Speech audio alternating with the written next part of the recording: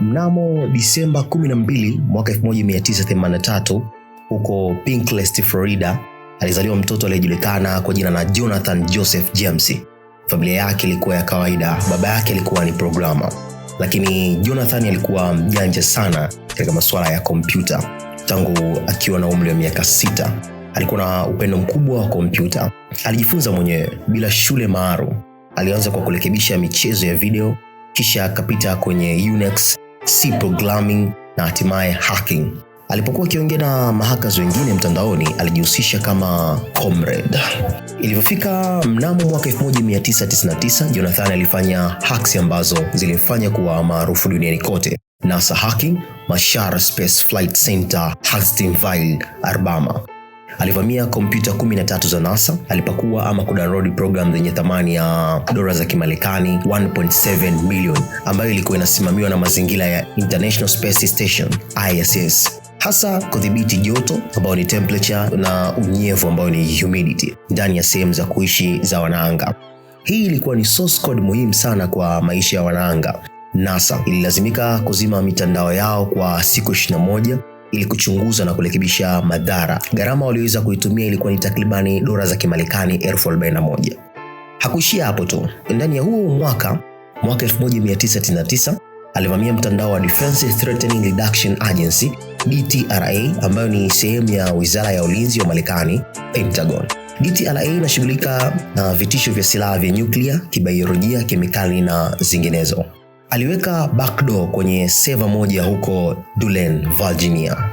Aliweka sniffer ili kuzikusanya zaidi ya 3,300 emails zinazopita katikati ya wafanyakazi. Aliiba username na password nyingi, ikiwemo za kompyuta 10 za kijeshi, military computer. Alikuwa anaweza kutembea ndani ya mtandao kama mfanyakazi halisi. Hacks hizo zilionyesha mapungufu makubwa katika usalama na mfumo nyeti ya serikali, na ikiwa ni aibu kwa wataalamu. Mnamo Januari 2000, FBI na maafisa walivamia nyumba yao na kumkamata.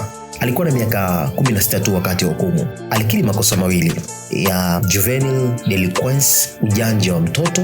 Alikuwa mtoto wa kwanza kabisa, first juvenile, kufungwa kwa cybercrime nchini Marekani. Hukumu yake sasa, alipewa miezi 7 ya house arrest, kufungwa nyumbani, probation hadi umri wa miaka 18, na aliandika barua ya kuomba radhi kwa NASA na Department of Defense. Hakufungwa jela halisi kwa sababu alikuwa mtoto. Baada ya adhabu, Jonathan alijaribu kuishi maisha ya kawaida. Alifanya kazi ndogo ndogo na kujaribu kujenga maisha, lakini alikuwa na matatizo ya akili, depression, na alikuwa na wasiwasi mkubwa na mamlaka. Mnamo mwaka 2007 mpaka mwaka 2008, Secret Service walimshuku kuhusiana na TJX breach, moja ya data breaches kubwa zaidi ya wakati huo. Alihusishwa zaidi ya milioni 180 za kadi za mikopo kutoka kwa maduka kama TJX, DSW na kadhalika. Walivamia nyumba yake tena na kumhoji. Jonathan alidai hakuwa na uhusiano wowote na kesi hiyo na alihisi anatajwa bure tu, scapegoat, kwa sababu ya sifa yake ya zamani. Aliandika barua ndefu, karibu kurasa 5, akisema hana imani na mfumo wa haki wa Marekani na kwamba hataki kukaa jela miaka mingi kwa kosa ambalo hakufanya. Tarehe 18 Mei 2008, akiwa na umri wa miaka 24, Jonathan alijiua kwa bunduki, self-inflicted gunshot wound, ndani nyumbani kwao Pinecrest, Florida. Aliacha barua ya kujiua ambapo alisema, I died free,